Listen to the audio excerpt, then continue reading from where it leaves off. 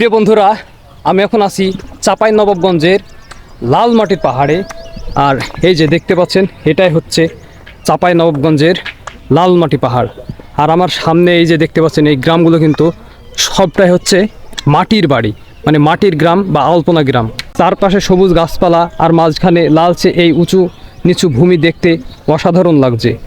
দূর থেকে দেখলে মনে হয় এটি যেন ছোট ঢিলা বা পাহাড়ের সারি। এই লাল মাটির পাহাড় মূলত গঠিত হয়েছে ল্যাটেরাইট মাটি দিয়ে। এই মাটিতে আয়রনের পরিমাণ বেশি থাকার কারণে এর রং লালচে হয়।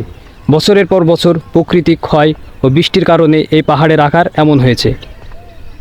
বর্ষার সময় এই জায়গাটা আরও সুন্দর হয়ে ওঠে। সবুজ গাছপালার সাথে লাল মাটির কন্ট্রাস্ট চোখে পড়ার মতো। তবে শুকনো মৌসুমে মাটি একটু শক্ত হয়ে যায় এবং হাঁটাচলা একটু সাবধান থাকতে হয়। এই পাহাড়ের আশেপাশে কিছু মানুষ বসবাস করে, তারা কৃষিকাজ বা ছোটোখাটো কাজ করে জীবিকা নির্বাহ করে। অনেকে এখানে বেড়াতে আসা পর্যটকদের কাছ থেকে ছোট ব্যবসাও করেন। তবে দুঃখজনক বিষয় হলো, অনেক জায়গায় এই লাল মাটির পাহাড় কেটে ফেলা হচ্ছে। এতে পরিবেশের ভারসাম্য নষ্ট হচ্ছে। আমাদের সবার উচিত এই প্রাকৃতিক সৌন্দর্য রক্ষা করা।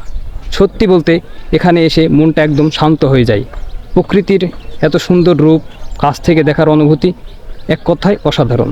আপনারা যদি কখনো সুযোগ পান তাহলে অবশ্যই চাঁপাইনবাবগঞ্জের গোমস্তাপুর উপজেলার যে আপনার ওই যে মিশন পাড়া আছে, এখানে অবশ্যই আসবেন, তাহলে এই লাল মাটির পাহাড়টি দেখতে পাবেন।